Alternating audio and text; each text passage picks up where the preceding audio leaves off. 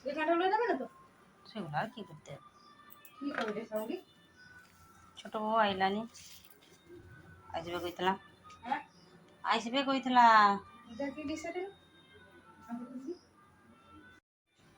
Hello বন্ধুরা, আমি পাইলি আবার চলে এসেছি নতুন একটা ভিডিও নিয়ে, রান্নার ভিডিও নিয়ে। সয়াবিন একটা পড়ে গেল, তো সয়াবিনটাকে ভিজিয়ে চটকে ধুয়ে করে নিগড়ে নিয়েছি যাতে জল না থাকে।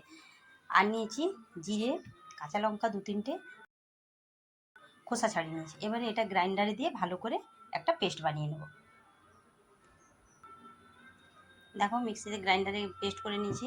তো আমি জল দিইনি, শুকনো শুকনো যতটা সম্ভব গুঁড়ো করে নিয়েছি। তো একবারে হয়নি, তো আমি একবার করে নিয়েছি, আবার একবার করব। তো নিয়েছি এখানে ময়দা আর কিছু না। যদি এর সঙ্গে তুমি আটা মেশাতে চাও মেশাতে পারো, নাহলে শুধু ময়দা নিতে পারো কিংবা শুধু আটার করতে পারো। তো আমি শুধু ময়দাই নিয়েছি। এবারে এই গ্রাইন্ডার যে মানে করে নিয়েছি, গ্রাইন্ডারে যেটা পিষে নিয়েছি এটার সঙ্গে মিশিয়ে দেবো। বাকিটাও পিষে নেব, দেখতে পাচ্ছ বাকিটা আমি পেস্ট করে মিশিয়ে দিয়েছি। এরপর নেব লবণ, দেব তেল, সাদা তেল। তারপরে যদি সাদা তেল না দিয়ে কেউ যদি ঘি দিতে চাও তো ঘি দিতে পারো, আমি সাদা তেল এখানে ব্যবহার করেছি। আর দেব গুঁড়ো দুধ, আমুল দুধ, যেটা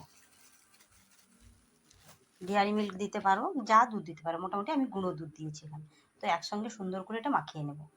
যদি এখানে একটু মাখানোর পর ময়দা লাগে তো দেবো, তবে শক্ত শক্ত যেরকম ডো মানে করা হয় রুটি মাখার মতো মেখে নেবো।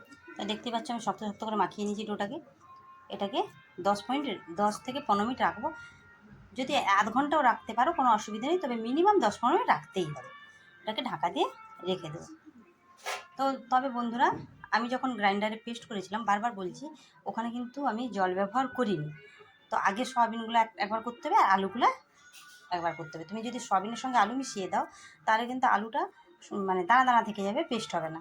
তো শুধু আলুটা পেস্ট করতে হবে আর সয়াবিন আলাদা পেস্ট করতে হবে। এবারে মাখানোর সময় সবথেকে বড় কথা যেটা, মাখানোর সময় জল ব্যবহার করা যাবে না। যতটা তুমি পরিমাণে ওই মশলাটা দেবে সয়াবিন আলুর মাখাটা, তার মধ্যে ওটা মাখতে যতটা ময়দা লাগবে কিংবা আটা লাগবে সেই পরিমাণে দেবে, এক্সট্রা জল মেশাবে না।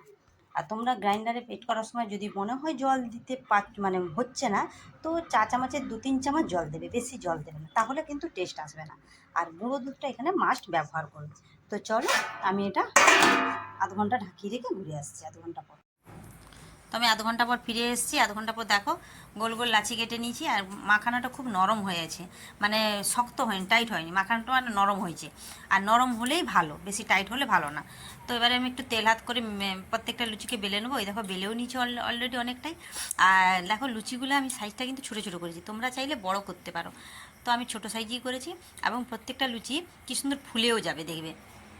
তবে এটা খেতেও ভালো লাগবে, মানে এমন কিছু জিনিস দেওয়া হয়নি, ঘরে থাকা জিনিস দিয়েই বানিয়েছি। এটা প্রায় নর্মালি জিনিস, এবং নিরামিষের দিনও খেতে পারবে, টেস্টও হবে, নতুনত্ব একরকম। তো এটা বানিয়ে দেখো, ভালোই লাগবে খেতে। তো আলুর তরকারি দিয়ে আজকে লুচি খাওয়া হবে। আলুর তরকারিটা তোমাদেরকে দেখালাম না, সাদা আলুর তরকারি হালকা করে, আর এই লুচি। তো এইভাবে আমার নতুন নতুন ভিডিও পেতে সঙ্গে থাকতে হবে, পেজটাকে ফলো করতে হবে। ফেসবুক থেকে যদি দিয়ে থাকো পেজটাকে ফলো করে নিও, আর ইউটিউব থেকে দেখলে চ্যানেলটাকে সাবস্ক্রাইব করে নিও। বন্ধুরা সঙ্গে থাকো, দেখতে থাকো এইভাবে নতুন নতুন ভিডিও। আর তোমরা আমাকে সহযোগিতা করলে আমারও ভালো লাগবে তোমাদের সঙ্গে নতুন নতুন ভিডিও শেয়ার করতে।